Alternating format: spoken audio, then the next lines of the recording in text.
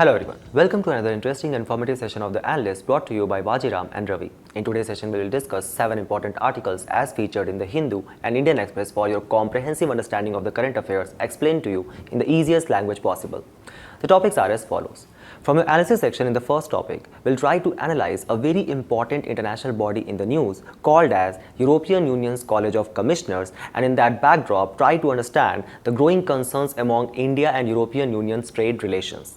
Then, in the second topic, we'll try to learn about what do we mean by the non-banking financial companies and what are the challenges which they are facing. Then, from your simplified section, we'll take up 5 news where we'll not only try to simplify the news for you, but also provide the much important value addition and practice questions keeping in mind the approaching prelims 2025. So, stay tuned. The first ever visit of European Union's College of Commissioners will actually take place tomorrow in the backdrop of the various challenges which exist between India and European relations, which forms an important component of your GS2 paper under the larger theme of effect of the policies of developed and developing countries on our country's interest. So to understand the context of College of Commissioners, let's first try to understand by understanding the foundation, and that is the pillar number 1, what do we mean by European Union? European Union is basically a cohesive political and economic bloc of 27 countries. Just avoid United Kingdom here. Why? Because the Brexit took place in the year of 2020, with which the United Kingdom has exited from this economic and political bloc. A question to all of you here. Does all European Union countries actually uses euro as their official currency? The answer is absolutely not. There are 8 countries out of this 27 which does not include or use euro as their official currency. The countries such as, for example, Denmark, Hungary, Poland, Romania, etc. Now, this European Union actually came into existence in the backdrop of the ghost of the World War II. The World War II, which started on the 1st of September 1939 with the invasion of Poland by Hitler's Germany and ended in the year of 1945.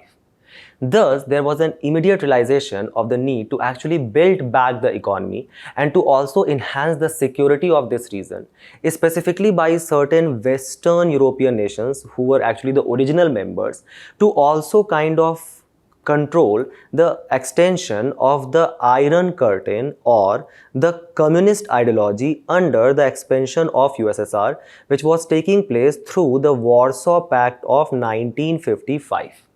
Thus, in this backdrop, the Treaty of Paris 1951 was signed, establishing European Coal and Steel Community. Further economic relations were improved under the Treaty of Rome 1957, which basically established a kind of a loose European economic community within this Western European nation. The formal establishment actually took place after the disintegration of USSR in 1991, in which the last Soviet President Mikhail Gorbachev played a very important role, where he tried to kind of bring certain various economic reforms in USSR as well as to establish close relations with the Western European nations under the policies such as, for example, your perestroika, glasnost, etc. Thus, the formal establishment of European Union took place through the Maastricht Treaty of 1992. Currently, it is headquartered where? At Brussels, Belgium. The economic importance of this European Union as an economic bloc can be understood from a simple fact that currently it has more than 450 million population. Does it act as a kind of a huge market for Indian products, as well as currently its GDP stands at $19 trillion, which basically forms 14% of the GDP of the world in the terms of purchasing power parity. 2 questions to all of you here in the context of upcoming prelims examination. Which is the country in this European Union which has the largest population? Second, which country has the largest area in this European Union? A hint here. If Ukraine would have been the part of European Union, it would have been the largest country in the terms of area. Now, when we have understood European Union, let's now try to develop understanding about the College of Commissioners, which is basically a politically independent executive arm of the European Union, which is actually charged to draw up proposal for any new European Union legislation. So if there is a legislation regarding carbon border adjustment mechanism, it is in the news. Who will draw up that legislation and put it in the front of EU Parliament? That is going to be the College of Commissioners. And this duty has been directed to them under Article 17 Clause 2 of the European Union Treaty. It also implements the decision of the European Parliament and the Council of European Union. And along with the International Court of Justice, it actually also ensures that all the decisions which has been taken by the EU Parliament, that is actually being implemented uniformly by all the European Union members. Remember, there is selection of one commissioner from each nation. So there is appointment of one commissioner. So basically there are 27 commissioners who will be visiting our country in the next few days. And they are appointed for what? For the term of 5 years. And then there is one president who is actually kind of elected among these 27 members. The idea is that when we have understood the European Union and the College of Commissioners, what are the points which are going to be under deliberations when these commissioners are going to arrive in our country? First and foremost is European Union is actually trying or to push India to lower down the tariffs on their products of interest, such as for example whiskey, wine, cars, etc. The rich countries. Then they are also trying to secure a free trade agreement with India, and if such free trade agreement is actually signed, then this is going to be the largest free trade agreement for India with any such economic bloc. The idea is that it is actually going to be beneficial for our country because it can actually improve market access in the labor intensive sectors like for example textile, automobile, marine products, pharmaceutical industry, etc. The newspaper today highlights that in absence of such FTA, India actually stands on the losing side. The reason for that is that in absence of such FTA, there is 10% more tariff which is being charged on India's textile product when they reach European Union nations. So the idea is that, let's say for example, our products are actually getting 10% more costlier. Basic economics, more the cost, less the demand. So can we say that our products are actually losing the edge to the products of Vietnam and Bangladesh? Even though if we look into the data which has been provided to us, it states that India's export to Europe has consistently increased in the last 4 years, with top export categories being your engineering goods, petroleum, electronic goods, etc. as per the source by Commerce and Industry Ministry. Even then, the European Union actually kind of categorized India as a closed market, where it states that, see, we have got FTA with 76 countries. But there are various kind of restrictive measures or kind of inequitable access to our products in Indian market, because of which there has been stalling of such FTA being signed till now. India on the other hand is actually pushing for the concession for various kind of micro, small and medium enterprises, as well as opposing this carbon border adjustment mechanism which is going to be implemented by European Union in the year of 2026. To understand these challenges, let's first try to build our understanding on the status of trade between India and European Union. European Union, remember, is India's currently largest trading partner, accounting to 134 billion euro of trade in specifically goods in the year of 2023 to 2024. This basically forms 14% of our total trade which we do with any other countries. The share of USA, which is the second largest trading partner in the goods, stands at 10.8%. Our competitor China is not far behind, 10.4%. If we look our trades in goods, just see the kind of the increasing numbers we have scored in the last 3 years, basically leading to what kind of trade deficit which we are incurring with European Union, or basically European Union is incurring with us. The same kind of graph can be seen in the trade in the services as well, and the rising trade deficit for European Union in this particular context.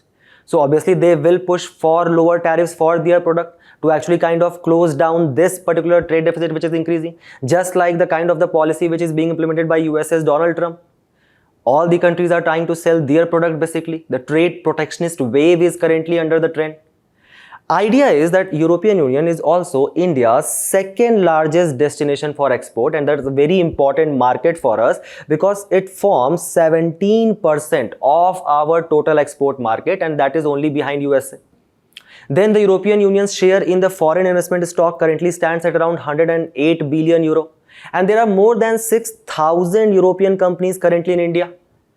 Now when we look at the other side of the table, this is exactly from where the problem starts emerging, because in comparison to kind of the European Union share for us, our share in European Union's trade is actually quite meager.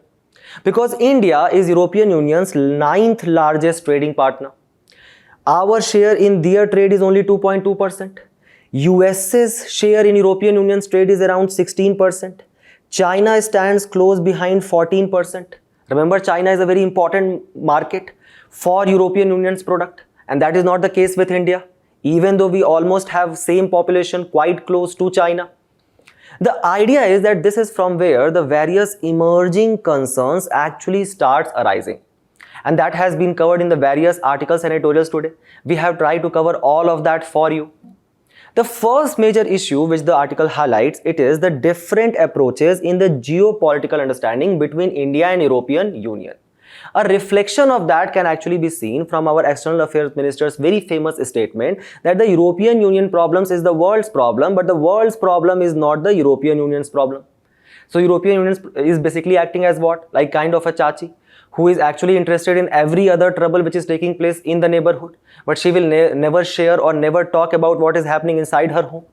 That is exactly what started happening in the context of the Russia-Ukraine war, where under our current government, we actually took the stand of strategic autonomy, specifically the kind of the peace and friendship treaty which we have signed with Russia back in the year of 1971, in the kind of the backdrop of the Bangladesh Liberation War of 1971, led by basically Sheikh Mujibur Rahman, whose daughter Sheikh Hasina has recently fled the country of Bangladesh.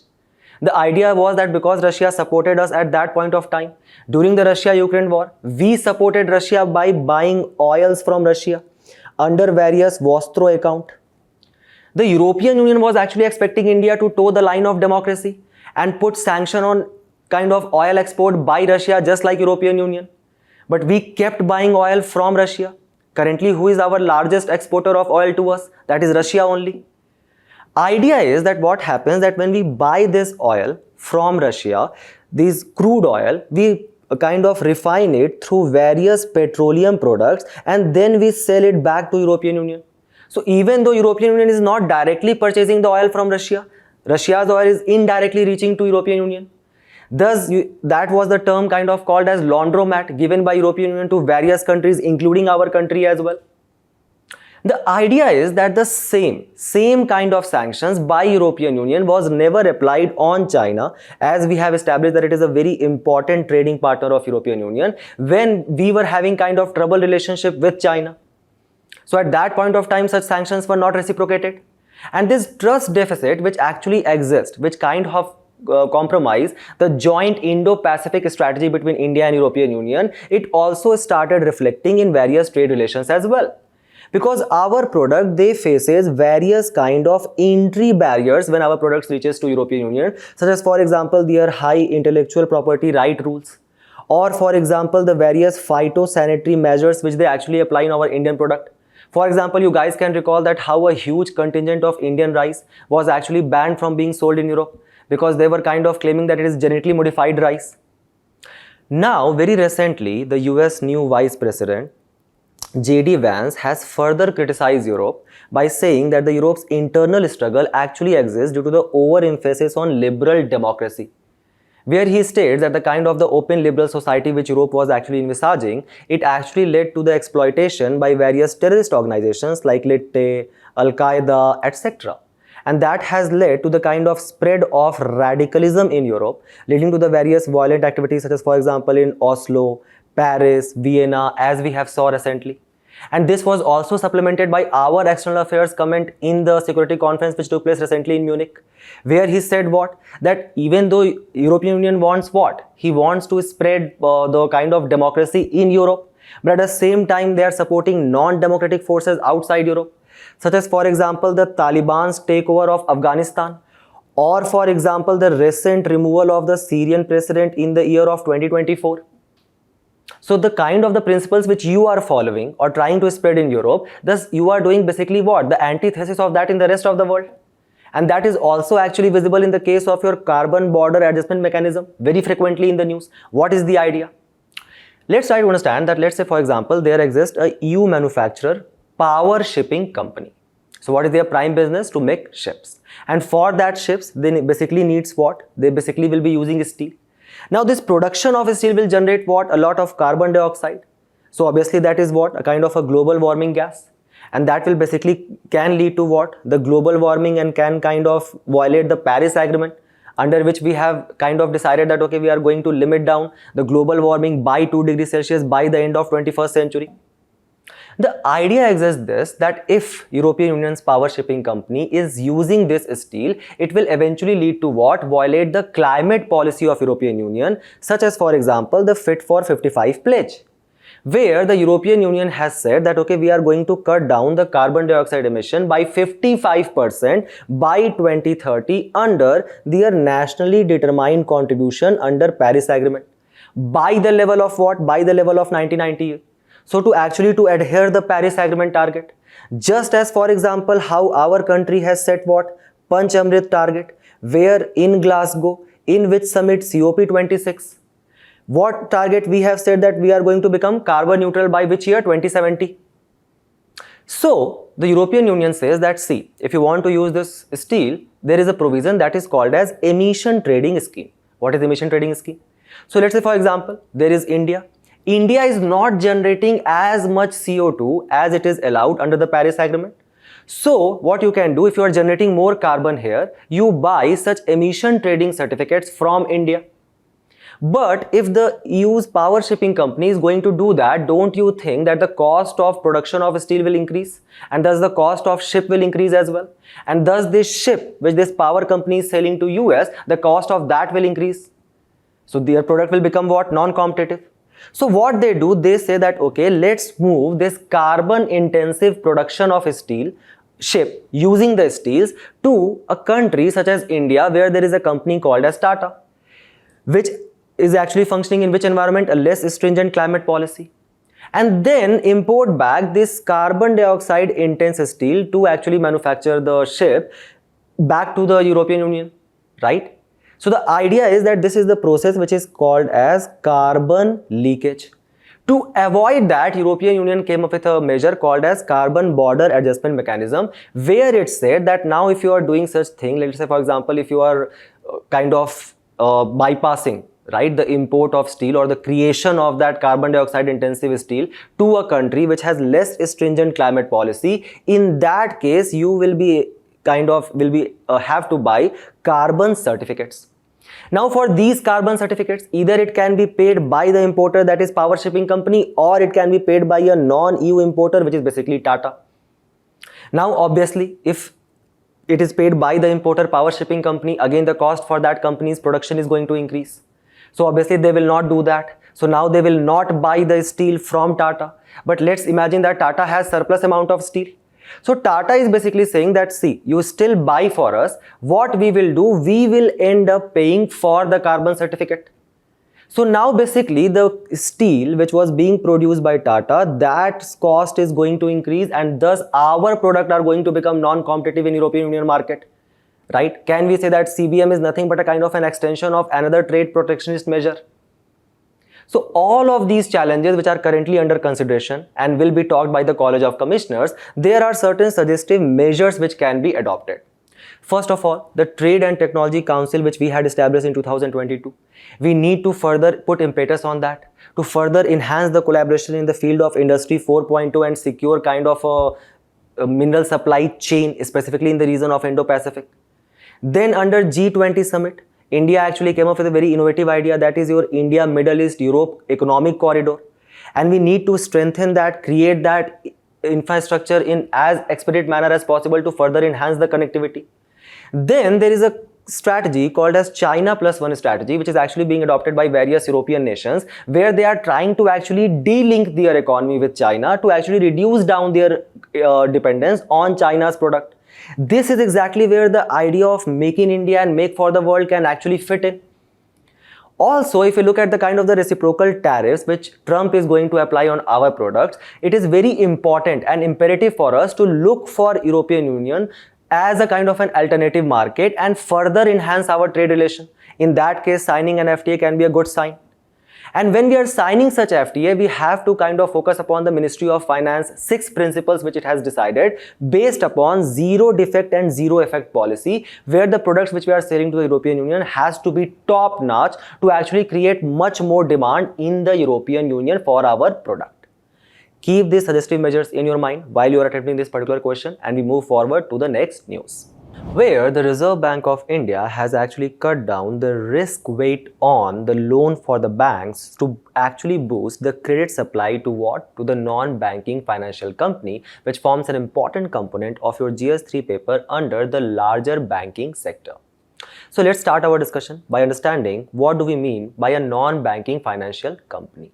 As the name itself signifies, it is basically a non-banking, so it is not a bank, and it is basically a kind of a financial company which is actually registered under what? Under the Companies Act of 1956.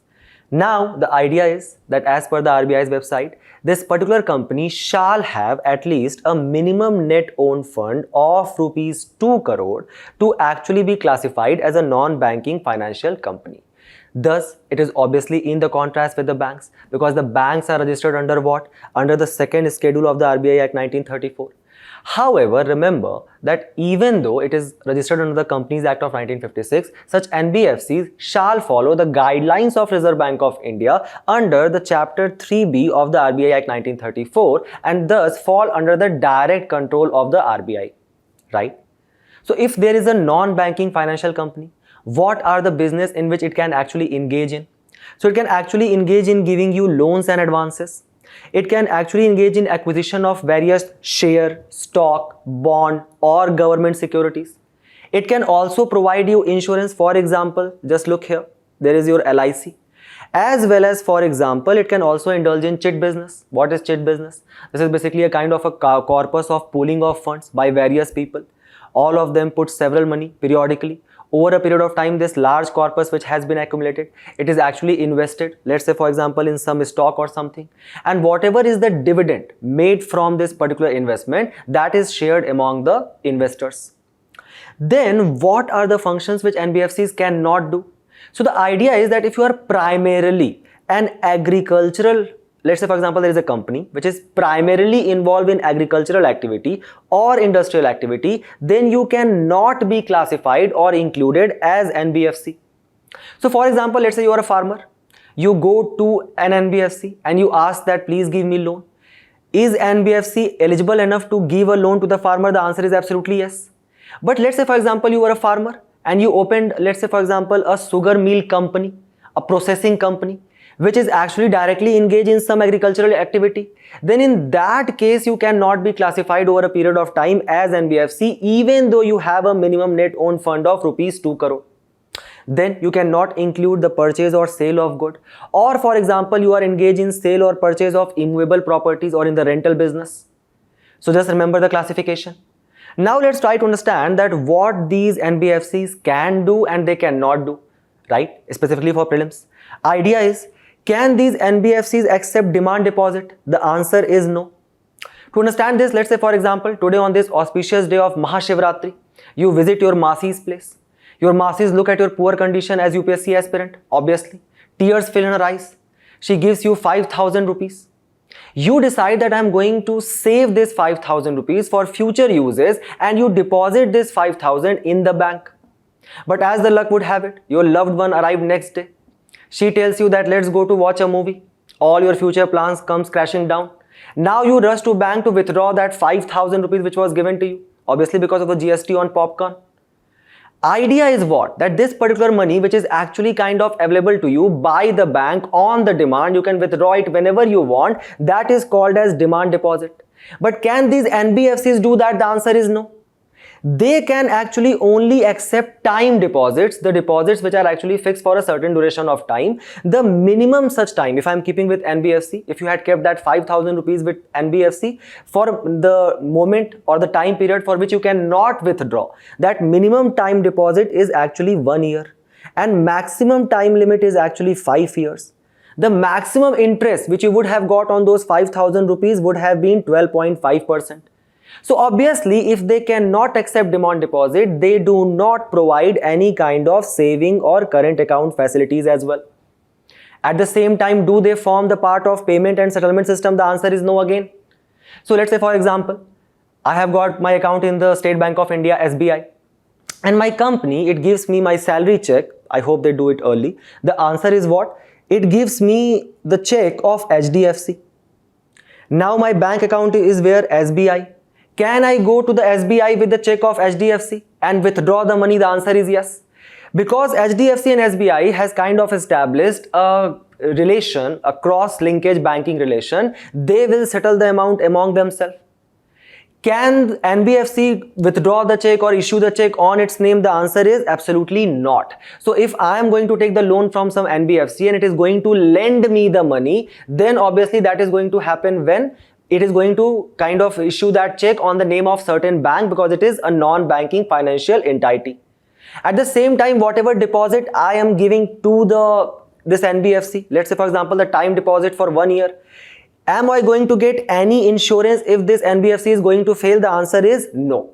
So such deposit insurance facility by Deposit Insurance and Credit Guarantee Corporation, which is basically a kind of a subsidiary body of Reserve Bank of India, is only available for the banks. So let's say for example, just imagine that I keep 1 crore rupees in my account in the bank, let's say State Bank of India.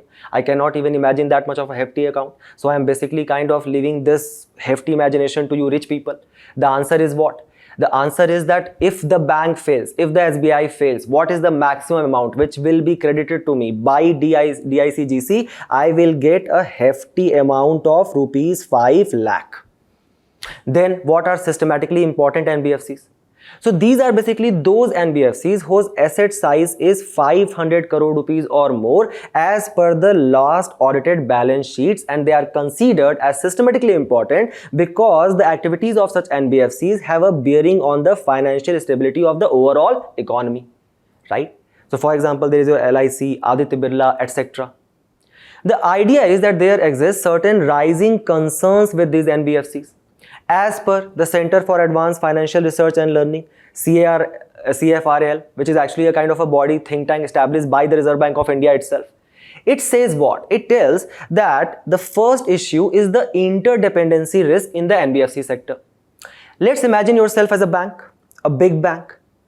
If you have the option to actually lend to a large NBFC or various smaller NBFCs who are basically catering to various kind of farmers and agricultural activities, whom you will choose, keeping in mind that you are also a profitable entity. You have to make profit at the end.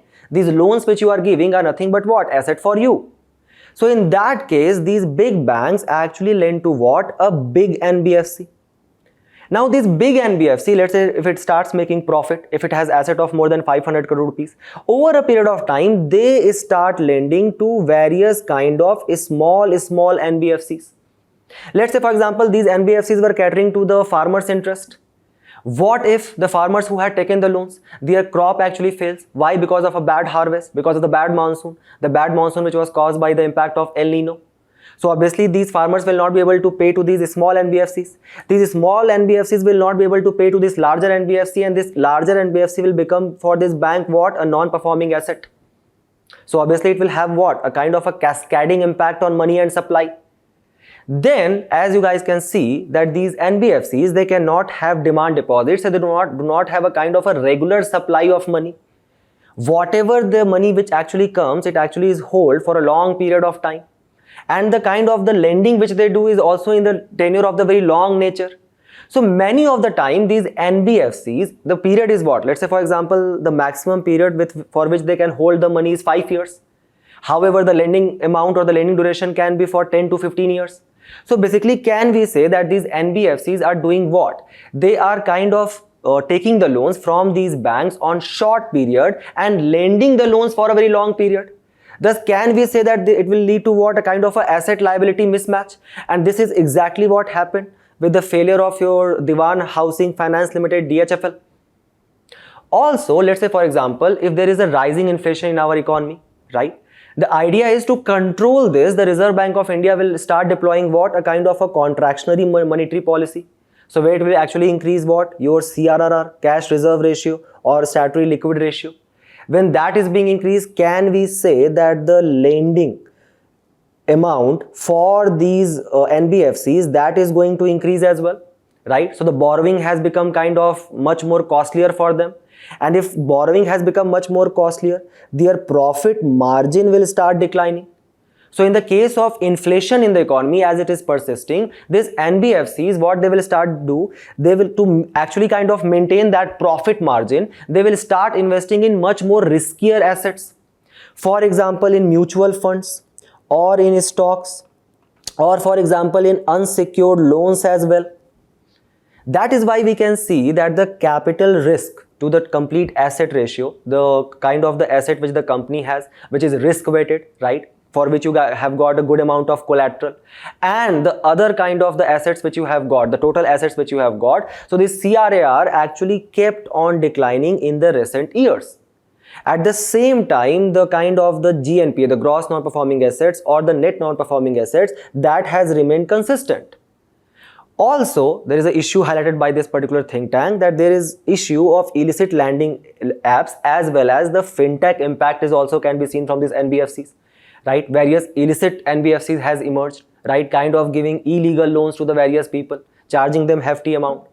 One more issue which was actually in the news is basically your gold-based lending, where Reserve Bank of India actually had stated that we are going to put a cap of 75% value of gold as the loan. So let's say, for example, I take gold, 1 kg of gold, and I go to the NBFC and I say that keep this as collateral and give me the amount, right? So the idea is that if this 1 kg amount of gold is valued 100 rupees, I wish, then the maximum amount which this NBFC can give me is 75 rupees. But the more loan they will give, the more asset for them. So obviously this is kind of a cap on their profit making ability as well. What they started doing, they actually started an aggressive market capture strategy, where they started overvaluing this gold altogether in the market. So they basically stated that, okay, this 1 kg of gold is not 100 rupees worth, rather 200 rupees worth, and now I am gonna give the loan of 75% on this 200 rupees. So I am going to give the loan of now 150 rupees, right? The underlying asset is not as much valued as the loan has been given. A major issue. That is why the gold loan portfolio actually started increasing from just being 31,000 crore to 1,31,000 crore by 2023 in the last 4 years. Loan to value irregularities actually existed in 66% of such defaulted accounts. Also, what these NBFCs started doing, they actually kind of bypassing the third party verification, as it was kind of devised by Reserve Bank of India, and they started appointing their internal assessors to actually value the gold altogether. However, these NBFCs are very important for our GDP. Just look at the NBFC's asset as a percentage of GDP altogether, and the kind of the stark rise which we have seen in that. And that is why RBI recently moved to kind of boost credit supply to this non-banking financial company, where it said that now, because the NBFC, the bank which were actually lending to these NBFCs, so because of this issue, they had actually kind of doing less lending to these NBFC. So the lending has actually come down to 4-year low to 6.7% in 2024. What RBI said, that now I am going to kind of slash this risk weight of bank loans to NBFC by 25%. How does this low risk weight actually work?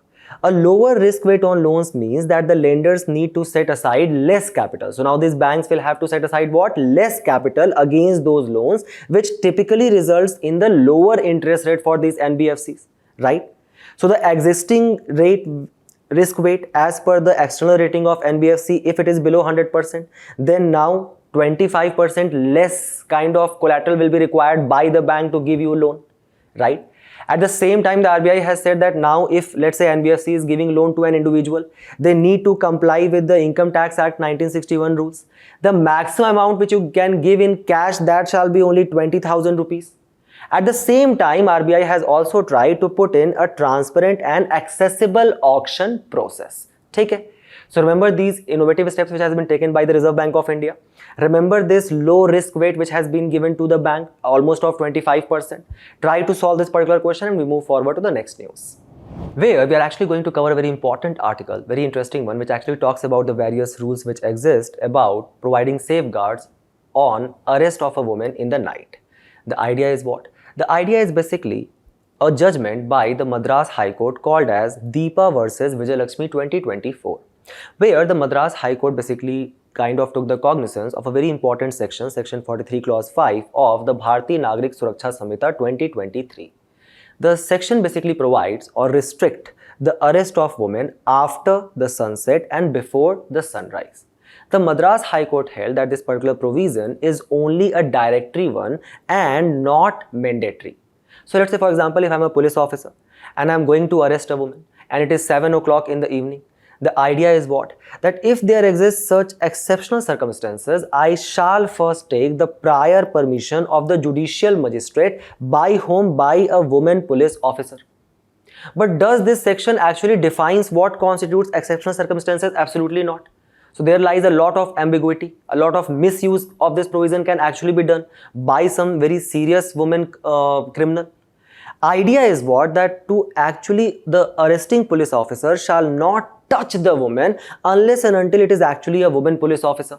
So another restriction which has been provided, or kind of a safeguard which has been provided against the police to the woman.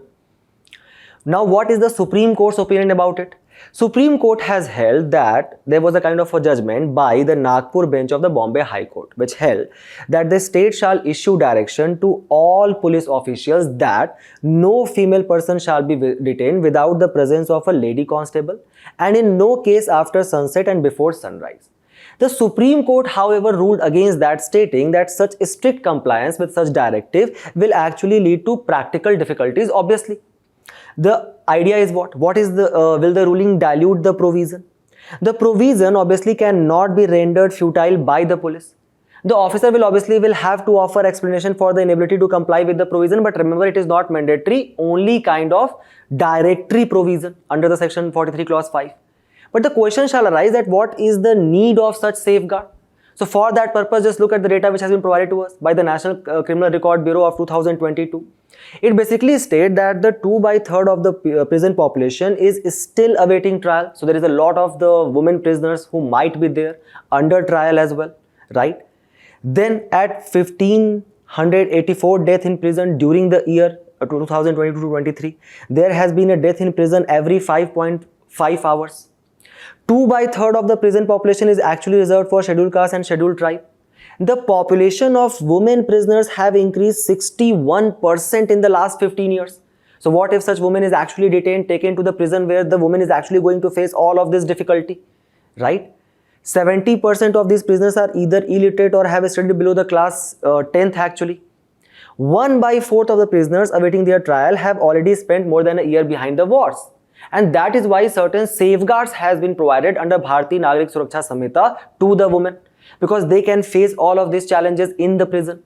Inadequate healthcare and sanitation facilities, absence of any prematernal or maternal healthcare, the overcrowding of prisons, as well as the lack, because they do not have any financial independence, many of the time that actually act as a hurdle to take kind of a legal aid and support services. Thus, also remember that in this context, it is very important to understand the Article 22, which actually grants the protection. It is kind of a fundamental right provided to you under Part 3 of the Constitution to the person who are being arrested or detained. Now, there can be two kind of people. One who is being arrested under some ordinary law, or one person who is actually being arrested as preventive detention. That basically means that I do not have done some crime, but because of my previous acts, I have built a kind of a very good image of myself. So good that if there is some kind of activity which is being taken place, the police is coming and arresting me beforehand itself. That's so I should not commit some crime in the future. Understood? So what is if I am, let's say, arrested in the ordinary law? Remember that such ordinary law does not mean civil law. So let's say, for example, this particular provisions or rights will not be available to me if I have not paid income tax. This basically only applies to the act of criminal or quasi-criminal nature. So what right do I have that in that scenario under Article 22? I have right to be informed of the ground of the arrest, or I can be actually defended by a legal practitioner. I have a right to be produced before a magistrate within 24 hours, including the journey time, exactly what was being practiced by the Vikas Dubey as well. He was actually being deported by the UP police, but then some exceptional circumstances actually took place, right? So obviously, yes, you do have fundamental right, unless and until the state actually wants you to have. Then the right to be released after 24 hours, unless magistrate authorize further detention. Then comes your preventive detention. Idea is what? If I am, let's say, for example, I have not committed crime currently and I am being arrested for not committing crime in the future, then the detention of person cannot exceed 3 months unless an advisory board reports sufficient cause. This advisory board basically consists of what? Judges of High Court.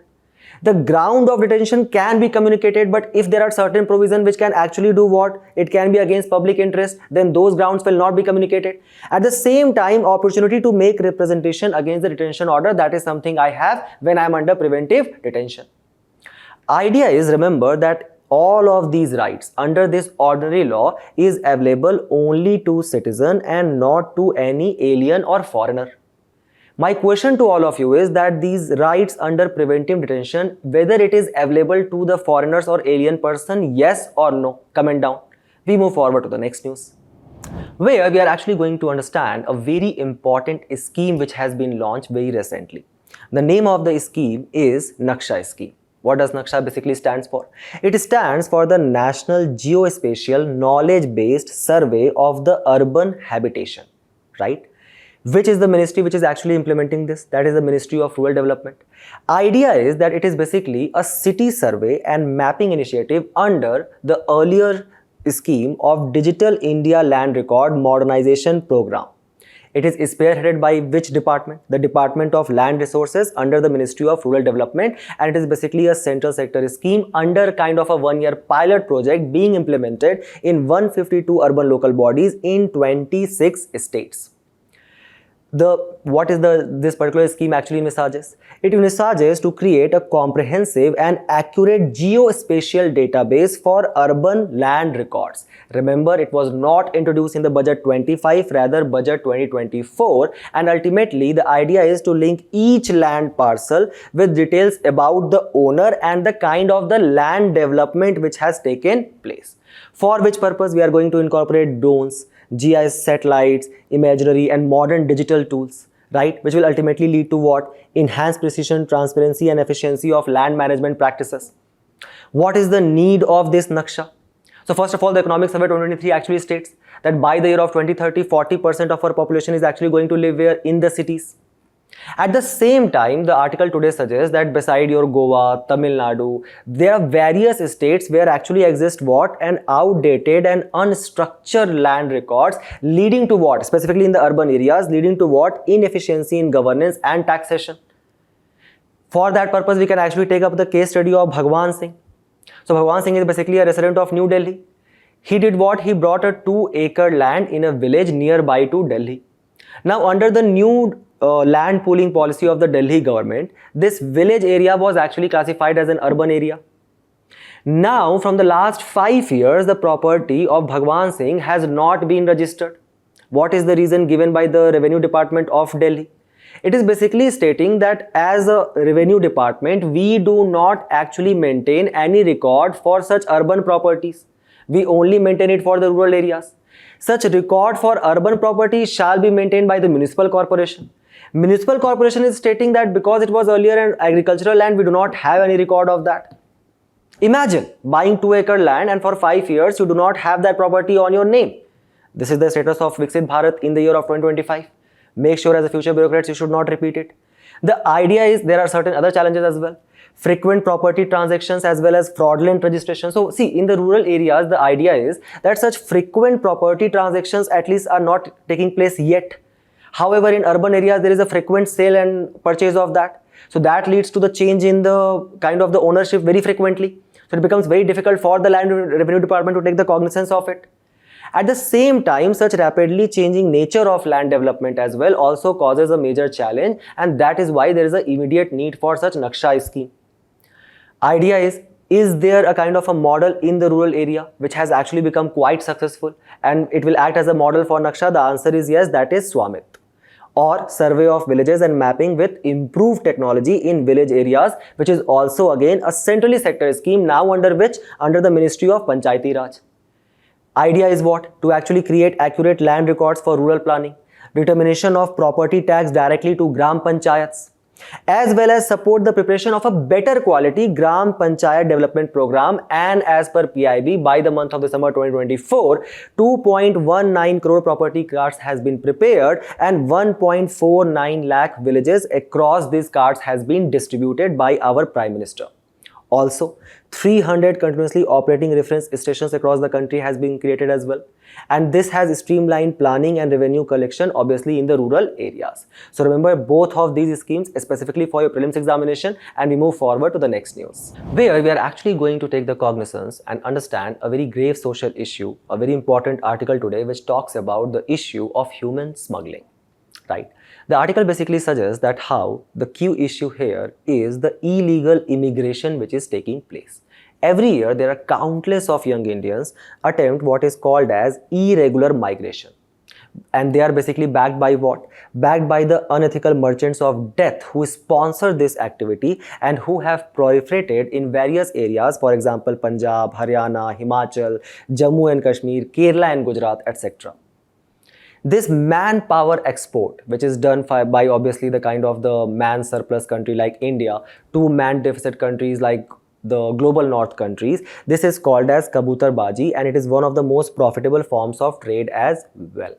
What actually leads these young Indians to actually leave the country? That is basically the dollar-fueled dreams, which is also a kind of a concept called as brain drain, where you have enough knowledge, enough skill, enough talent and enough will to actually work for hours, but at the same time, because of the huge amount of population which we have created a labor market which is actually very highly underpaid.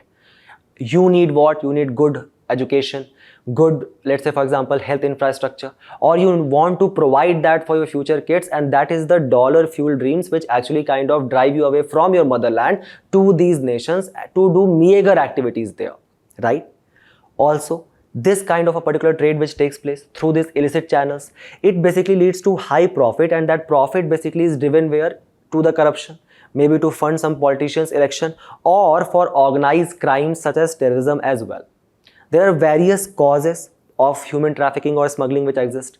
For example, to act as child soldier, forced begging, sexual exploitation, forced marriage, selling the children, removal of organs as well as forced labor. Just look at the top 5 purposes of human trafficking which exist, forced labor being top of that as per the United Nations report. This is basically the kind of the reflection of the brain drain concept which we were discussing. Just look at the unemployment rate in India at various states, right? 6.1% in the region of Jammu and Kashmir, 6.1% in the region of Haryana. Just look at the high numbers specifically in the South India as well. And where these basically the kind of skilled but unemployed youth is actually moving towards, they are basically moving towards the countries, even though they are not paying as much as, for example, what they could have earned in our country, but the kind of the infrastructure which exists there, that is also a very attractive kind of pulling factor.